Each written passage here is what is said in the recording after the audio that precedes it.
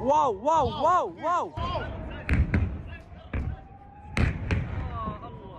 सालों की लुका छुपी के बाद आज इजराइल और ईरान के बीच में एक ओपन ऑल आउट वॉर लगभग शुरू ही हो चुका है। अक्टूबर के पहले ही दिन ईरान ने इजराइल पर 180 से ज्यादा बैलिस्टिक मिसाइल से हमला कर दिया। न्यूज चैनल्स की मानो तो वर्ल्ड वॉर 3 की शुरुआत हो चुकी है। ईरान की तरफ से रवाना हुए 200 मिसाइलों का वीडियो जब टीवी चैनलों से लेकर सोशल मीडिया पर चलने लगा, तब सबकी आशंकाएं इस दावे में बदलने लग गईं कि दुनिया एक बड़े युद्ध की तरफ बढ़ रही है। हम इस सवाल के साथ ही आज इस वीडियो के मैदान में उतरे हैं। पिछले एक साल से दुनिया को बस एक बात का डर रहा है कि मिडिल ईस्ट में एक डी फैक्टो रीजनल वॉर शुरू ना हो जाए, और वो अब होने का मंजर सच हो रहा है। इजराइल और ईरान हिस्ट्री में पहली बार जंग के मैदान पर एक दूसरे के सामने खड़े हुए हैं, कोई प्रॉक्सी नहीं है। हमेशा की तरह दुनिया बार बार अब बोल रही है, बड़े बड़े देश बोल रहे हैं कि देखो दोनों साइड्स को संयम बरतना चाहिए, रिस्ट्रेन कॉशन एक्सरसाइज करना चाहिए, डिप्लोमेटिक सोल्यूशन निकालने की जरूरत है। लेकिन एज एक्सपेक्टेड यूएस ने कहा, और साथ ही में G7 कंट्रीज ने कहा है कि Israel has the right to respond, इसे एक्नॉलेज किया है। ईरान के अटैक की निंदा करते हुए यूएस ने इजराइल के रिटेलिएशन को सपोर्ट करने की बात तो की है कि ईरान की ऑयल प्रोसेसिंग साइट्स को कैसे टारगेट किया जा सकता है। हालांकि अमेरिकी राष्ट्रपति जो बाइडेन ने यह भी बात साफ कर दी है कि इजराइल रिस्पॉन्स में प्रोपोर्शनल मेजर रखे। अगर इजराइल फॉर एग्जांपल ईरान के न्यूक्लियर फैसिलिटीज को अटैक करता है तो यूएस इसका समर्थन नहीं करेगा। पिछले एक साल से जो जंग इजराइल ईरान के प्रॉक्सीज जैसे हमास, हिजबुल्लाह, हुतीज के साथ लड़ रहा था, अब उसमें खुद ईरान की एंट्री हो चुकी है। काफी सिग्निफिकेंट बात यही है। इजराइल ने भी ईरान पर डायरेक्ट अटैक करने का प्रण लेकर रखा है। मिडिल ईस्ट में हालात पहले ही बद से बदतर थे, अब इसमें नया इजराइल वर्सेस ईरान वॉर का मंजर अब आ चुका है और इसका फॉलआउट पूरी दुनिया को झेलना पड़ेगा। ईरान इजराइल का युद्ध अटल हो चुका है। Is the world on the brink of world war 3? लेकिन ईरान ने सीधे ही जंग का ऐलान कर दिया इजराइल के खिलाफ। World War III has already started. The World War is already upon us. लेकिन क्या ऐसा होने वाला है? क्या हम एक भीषण न्यूक्लियर युद्ध से मरने वाले हैं, या हमारी ही देश की पोल्यूशन, महंगाई और नफरत की आग उससे पहले ही हमें जला देगी? यह सच है कि इजराइल ने भी कहा है कि वो ईरान के रॉकेट्स का मुंह तोड़ जवाब देगी, और ईरान ने भी यह बात साफ कर दी है कि अगर इजराइल जवाबी कार्रवाई करती है तो वो और भी ज्यादा घातक हमले करेगा। इस बार तो सिर्फ वार्निंग था, सिविलियन एरियाज को टारगेट नहीं किया गया था। अमेरिका ने कहा है कि ईरान ने इसराइल पर जो मिसाइलें दागी हैं उसकी पूरी दुनिया निंदा करे। चूंकि अमेरिका जी ने कहा है, इसलिए आप जहां भी हैं, अगर बाथरूम में हैं, ये वीडियो देख रहे हैं, तो नहाते नहाते या नहाने से पहले निंदा कर दीजिए। गोलगप्पे गटक रहे हैं तो गटकने से पहले निंदा कर दीजिए, क्योंकि अमेरिका जी ने कहा है। एक साल से गजा में इसराइल बमबारी कर रहा है। निंदा तो अमेरिका ने भी की, मगर इसराइल को अरबों डॉलर के साथ साथ हथियारों की सप्लाई के लिए अमेरिका की भी निंदा हो रही है। दुनिया भर में अमेरिका की निंदा हुई और अमेरिका में भी अमेरिका की निंदा हो रही है। अमेरिका के कई विश्वविद्यालयों में पर्दे के पीछे से युद्ध को भड़काए रखने, चलाए रखने की अमेरिका की नीति की निंदा हो रही है। आज दुनिया में कोई भी ऐसा नेता नहीं है जो निंदा करने से ज्यादा कुछ कर सके। फिलहाल कच्चे तेल के दाम बढ़ने लग गए हैं। जो लोग मोदी जी के लिए 500,000 रुपए लीटर पेट्रोल भराने की इच्छा रखते थे, उनके लिए यह सुनहरा अवसर हो सकता है। ईरान कह रहा है वह व्यापक युद्ध में दिलचस्पी नहीं रखता है। अमेरिका से कह रहा है कि इस युद्ध में ना उतरे। यूक्रेन के खिलाफ युद्ध करने वाले रूस ने शांति की बात की है। कमाल है। अमेरिका कह रहा है कि ईरान को कीमत चुकानी पड़ेगी। इसराइल ने संयुक्त राष्ट्र के अध्यक्ष को अस्वीकार्य घोषित कर दिया है, पर्सोना नॉन ग्रेटा, और इसराइल में उनके प्रवेश पर पाबंदी लगा दी है। इसराइल कह रहा है कि दक्षिण पश्चिम लेबनान के गांव खाली कर दिए जाएं। ठीक यही गजा के समय इसराइल की भाषा थी, जब कहा करता था 20 लाख लोग उत्तर से दक्षिण की तरफ चले जाएं। इजराइल और ईरान के बीच में कहानी शुरू होती है हमारी 1948 से, जब इजराइल ने अपनी इंडिपेंडेंस डिक्लेयर कर दी मिडिल ईस्ट के बीचों बीच, क्योंकि ये उसे अपना प्रॉमिस्ड लैंड मानते थे। तब ईरान एक सेक्युलर और प्रो वेस्टर्न रेजिम था under Shah Mohammad Reza Pahlavi. अब वो वहां गवर्न करते थे। अब कॉमन स्ट्रेटेजिक और इकोनॉमिक इंटरेस्ट होने की वजह से इंडिपेंडेंस के साथ साथ ईरान और इजराइल के बीच में एक्चुअली इनफॉर्मल रिलेशंस भी एस्टैब्लिश हो गए। हालांकि फॉर्मली ईरान ने कभी इजराइल को एक अलग स्टेट के रूप में रिकॉग्नाइज नहीं किया था। यह बस एक स्ट्रेटेजिक अलायंस था जिसमें ईरान और इजराइल के बीच में इंटेलिजेंस शेयरिंग, इकोनॉमिक कॉर्पोरेशन था। ईरान इजराइल को ऑयल सप्लाई करता, दोनों कंट्रीज की मिलिट्रीज भी एक दूसरे के साथ कॉर्पोरेट करती, यहां तक ज्वाइंट ड्रिल्स और एक्सरसाइज भी हुआ करते। आज सोचना बड़ा मुश्किल है ऐसा, लेकिन शुरुआत ऐसी हुई थी। यह सब कुछ एकदम से बदल जाता है 1979 में, जब प्रो वेस्टर्न शाह रेजा पहलवी को हटाकर पावर अज्यूम करते हैं शिया क्लेरिक आयतुल्लाह खोमेनी। अब सेक्युलर और लिबरल ईरान की जगह आता है एक theocratic Islamic Republic of Iran. और इरानियन रेवोल्यूशन के बाद ईरान ऑफिशियली इजराइल का एक कट्टर अपोनेंट बन जाता है। इस्लामिक रिपब्लिक बनने के बाद ईरान ने इजराइल को एक इलेजिटिमेट जायनिस्ट रिजीम डिक्लेयर कर दिया। जायनिज्म एक पॉलिटिकल, एक नेशनलिस्टिक मूवमेंट है जो 19th सेंचुरी में शुरू हुआ था। इसका मेन मकसद, मेन एम था जूस के लिए एक इंडिपेंडेंट होमलैंड एस्टैब्लिश करना, जो इवेंचुअली 1948 में इजराइल के क्रिएशन के साथ पूरा होता है। जायनिज्म का फोकस था कि जूस अपना एक अलग नेशन बना सके जहां वो अपनी कल्चरल, रिलीजियस और पॉलिटिकल आइडेंटिटी को फ्रीली प्रैक्टिस कर सके, स्पेशली कंसिडरिंग द फैक्ट, और यह सत्य है कि यूरोप और बाकी दुनिया में काफी परसिक्यूशन फेस करना पड़ा जूस को। हिटलर और नाजी एट्रोसिटीज के बाद जायनिस्ट मूवमेंट और भी ज्यादा स्ट्रांग हो जाता है और यूएन, वेस्टर्न पावर्स इजराइल की स्थापना करने में बहुत ज्यादा मदद भी करते हैं। लेकिन शिया क्लेरिक रूल्ड ईरान का स्टैंड हमेशा रहा है कि इजराइल का एग्जिस्टेंस मिडिल ईस्ट के लिए, मुस्लिम्स के लिए, स्पेसिफिकली पैलेस्टीनियंस के राइट के खिलाफ है। इस सब को ध्यान में रखते हुए ईरान के टॉप लीडरशिप ने इजराइल की डिस्ट्रक्शन के कॉल भी दे दिए। और आज के डेट में अगर तीसरा विश्व युद्ध होता है तो सबसे बड़ा कारण यही स्प्लिट, यही डिफरेंस ऑफ ओपिनियन, यही जंग है, जो कुछ टाइम तो ठंडे बस्ते में गया था लेकिन पिछले एक साल में फिर से हमारे सामने आकर एक रियलिटी बन गया है। अब यहां समझने की बात यह है कि पूरे मिडिल ईस्ट में यह सेंटिमेंट हमेशा से ही रहा है, यह मौजूद रहा है कि इजरायलीज ऑक्यूपेंट्स हैं इस लैंड के, जिन्होंने पैलेस्टीनियन जमीन पर कब्जा किया है। इसीलिए तेहरान में कट्टर इस्लामिक क्लेरिक्स के टेक ओवर करने के बाद ईरान की पैलेस्टाइन और इजराइल को लेकर पोजीशन, इनफैक्ट ये नई रजीम को जो काफी ज्यादा एंटी यूएस और एंटी इजराइल थी, उन्होंने यूएस को बड़े और इजराइल को छोटे शैतान की तरह देखना शुरू कर दिया। इस छोटे शैतान पर काबू पाने के लिए और पैलेस्टीनियन लोगों को उनका हक दिलाने के लिए, उनका देश दिलवाने के लिए हार्डलाइनर इरानियन गवर्नमेंट ने इजराइल के आसपास के रीजन्स में मिलिशियास को खड़ा करना शुरू कर दिया, उन्हें इक्विप और फंड करना शुरू कर दिया।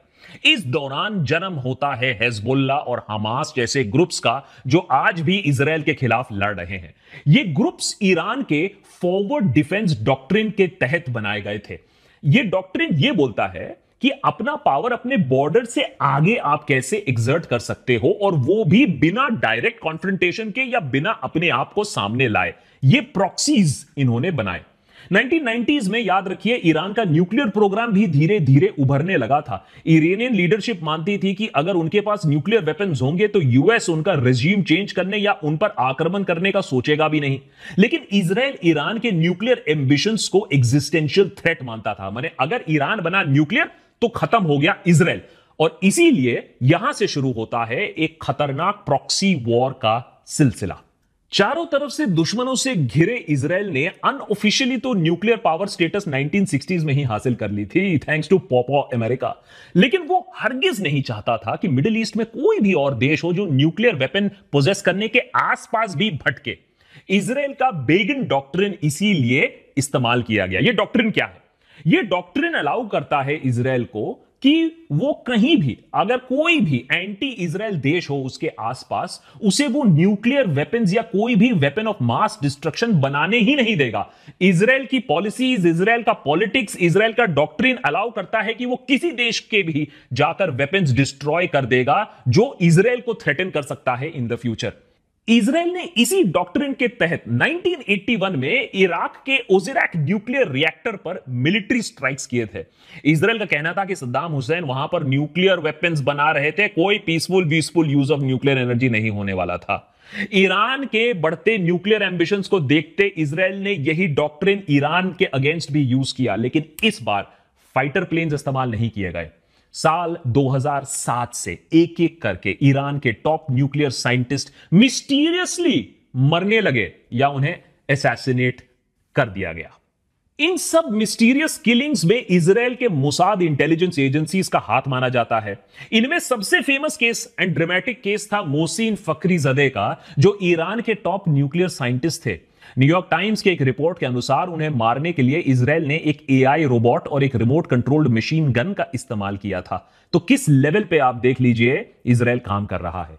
इजराइल के एंटी ईरान ऑपरेशन सिर्फ असैसिनेशंस तक ही लिमिटेड नहीं थे। साल 2010 में इजराइल और सीआईए ने मिलकर स्टक्सनेट नामक एक कंप्यूटर वर्म का भी इजाद किया, जिसके जरिए इस वर्म को कंप्यूटर सिस्टम्स में इंसर्ट करके वहां के ईरान के यूरेनियम इनरिचमेंट फैसिलिटीज को टारगेट किया गया। दुनिया के दूसरे कोने में बैठकर एजेंट्स ने इस वर्म की मदद से ईरान के सेंट्रीफ्यूजेस को मैल फंक्शन करवा दिया, इनको खराब करवा दिया, जिससे ईरान का जो पूरा इनरिचमेंट और न्यूक्लियर प्रोग्राम था वो सालों पीछे चला गया। तो इतने लेवल पर ऑपरेशंस हो रहे हैं। दरअसल इजराइल इंटेलिजेंस ईरान के हर इंस्टीट्यूशन में घुस चुका है। इनका प्रेजेंस इतना डीप और ट्रबलसम हो चुका है ईरान के लिए कि ईरान कभी इस पर खुलकर बात भी नहीं करती है, क्योंकि अगर आपके देश में दुश्मन सीक्रेट ऑपरेशन इतनी आसानी से कर पाता है, इतना डीप घुस चुका है, तो सवाल तो आप पर भी पूछा जाएगा ना कि भाई आपकी इंटेलिजेंस क्या कर रही है।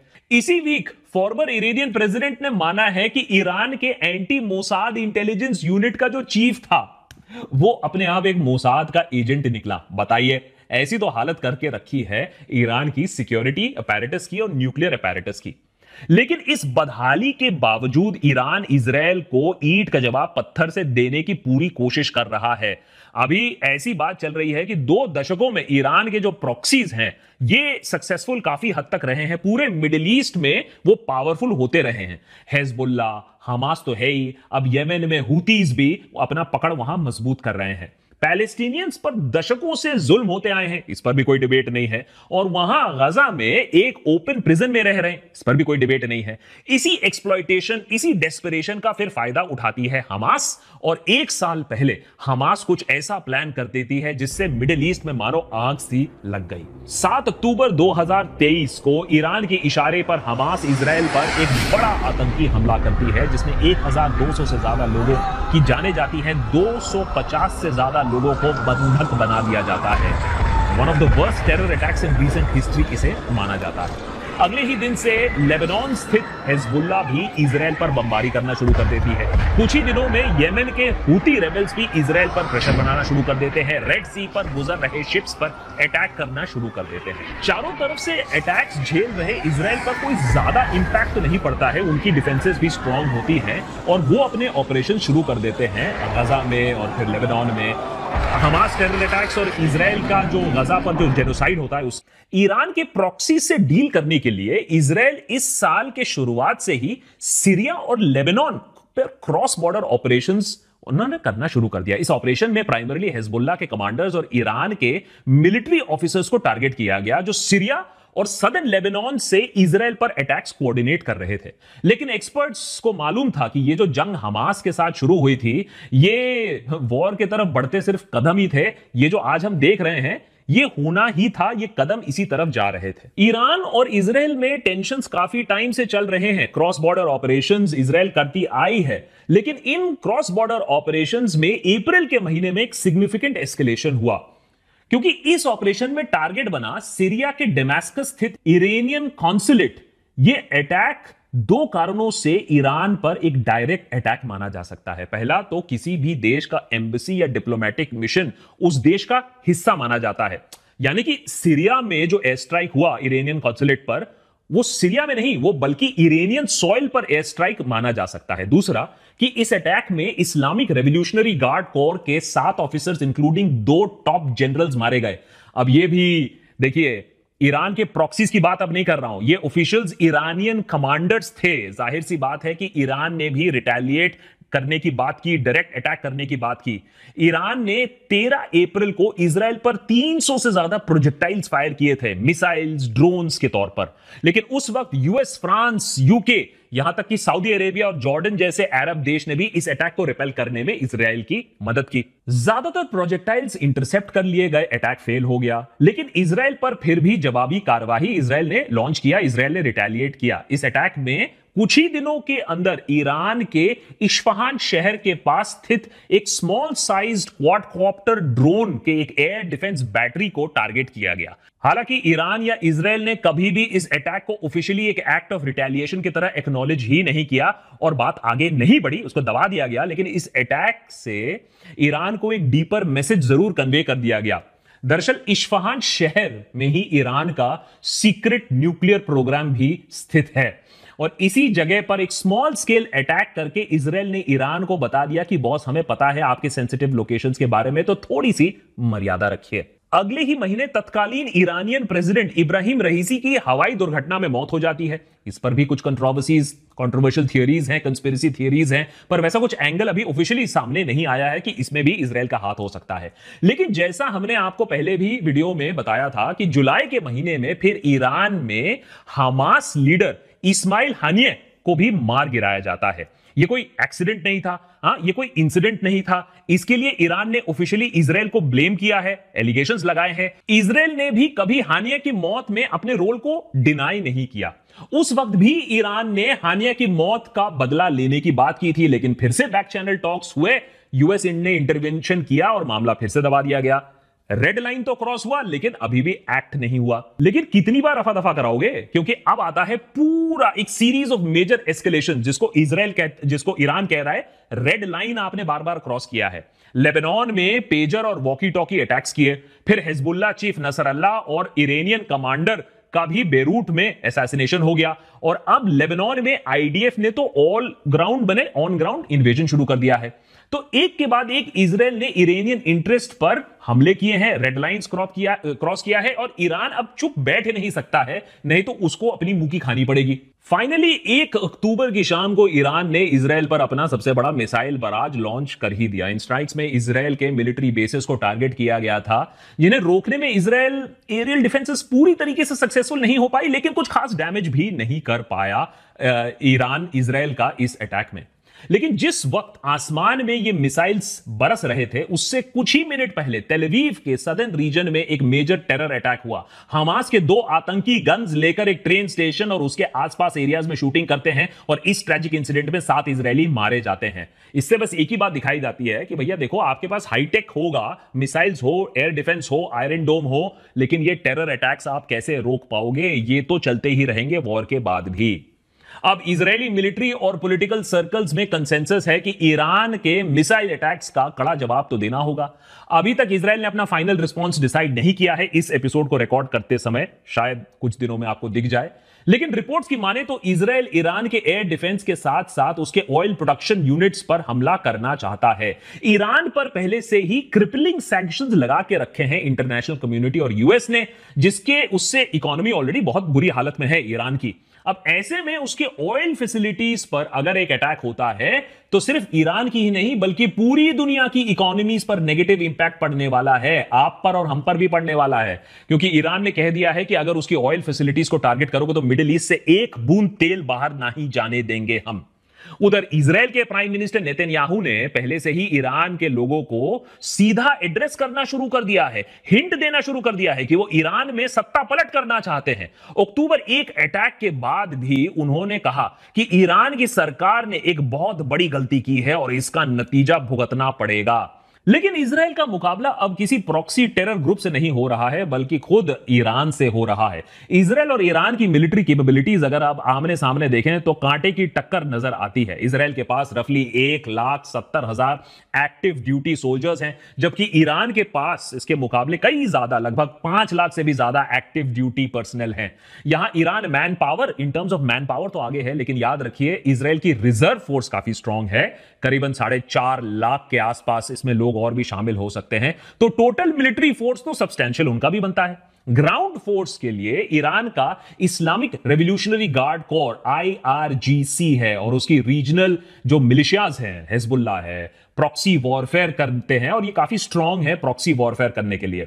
इजराइल के पास on the other hand well trained conventional ground force है, लेकिन एसिमेट्रिक वॉरफेयर करने के लिए ईरान यहां उनका ज्यादा स्ट्रेटेजिक अलायंस है। लेकिन याद रखिए वहीं इजराइल के पास फौफा अमेरिका भी है, उनका हाथ भी है अमेरिका का। हालांकि जियोग्राफिकल डिस्टेंस को देखते हुए एक army to army ground combat हमें दिखता नहीं है, इतना आसान होने वाला नहीं है कि वो लेबनान के थ्रू ट्रूप्स भेजे। ज्यादा चांसेस ये हैं कि जंग अब हवा में लड़ी जाएगी और एयर पावर में इजराइल काफी आगे है। इजराइल के पास 600 से ज्यादा एयरक्राफ्ट है, including advanced F-35 stealth fighter, जो कि अमेरिका वैसे ज्यादा देशों को देता नहीं है।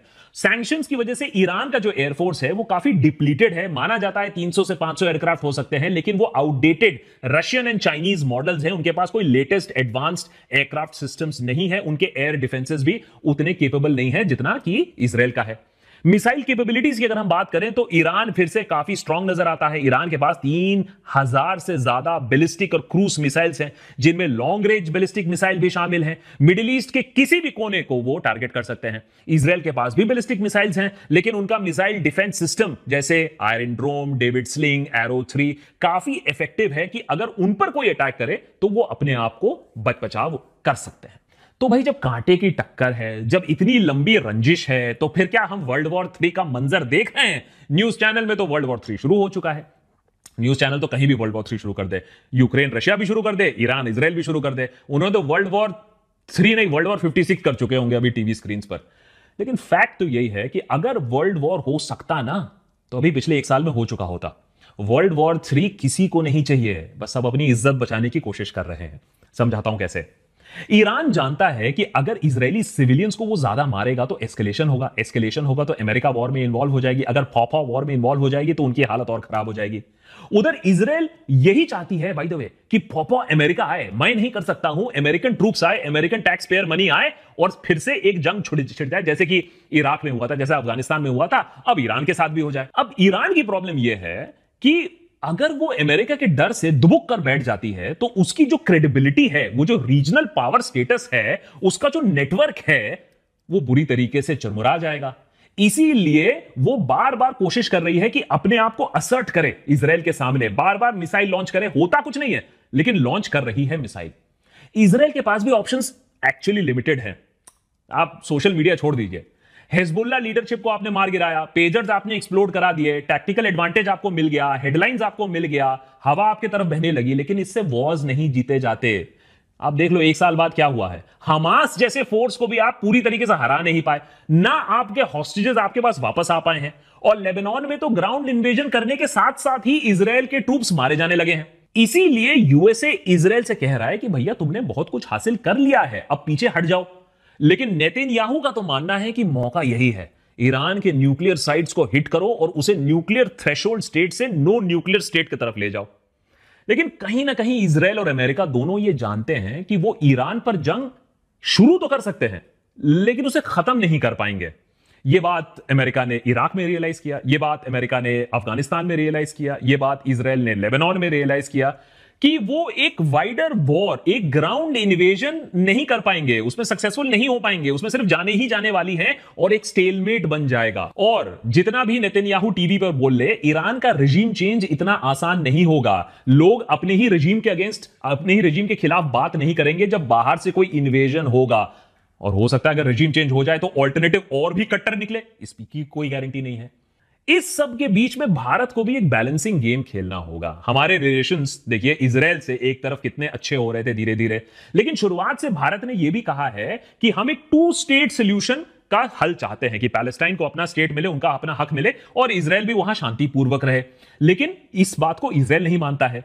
हमारे रिलेशंस ईरान से दशकों से बहुत अच्छे रहे हैं, हम उनसे एनर्जी भी लेते हैं, और आज तक भारत ने हिजबुल्लाह को एक डेजिग्नेटेड टेरर ग्रुप घोषित नहीं किया है। अगर मिडिल ईस्ट में बात बढ़ती है, युद्ध बढ़ती है और एक बड़ा युद्ध छिड़ जाता है, तो हमारा ऑयल इंपोर्ट आधे से भी ज्यादा घट जाएगा। ये सारी बातें दिखाती हैं कि मिडिल ईस्ट कितना कॉम्प्लिकेटेड है और हमारा रोल भी उसमें कितना कॉम्प्लिकेटेड है, और दुनिया भर की पीस एंड स्टेबिलिटी भी उससे कितनी ज्यादा इंटरलिंक्ड है। युद्ध कितना बढ़ेगा, इस पर तो बड़े बड़े विद्वान इस सवाल पर लगे हुए हैं, लेकिन गजा में लोग अभी भी डिस्प्लेस्ड हैं, बच्चे अभी भी टेंट में रह रहे हैं, सर्दी का मौसम फिर से आने वाला है, न कोट है, न मोजे हैं, न साफ पानी है, न ठीक से खाना है। बच्चे फिर से हाइपोथर्मिया से मरेंगे, इस बात की मैं गारंटी ले सकता हूं, और बड़े बड़े देश हाइपरसोनिक मिसाइल एक दूसरे पर दागते रहेंगे। लेकिन जब तक सारे देश इस बात पर सहमत नहीं होते हैं कि भैया एक 2 स्टेट सोल्यूशन ही रास्ता है, तब तक मिडिल ईस्ट के इस दलदल में बस और जाने ही जाती रहेंगी।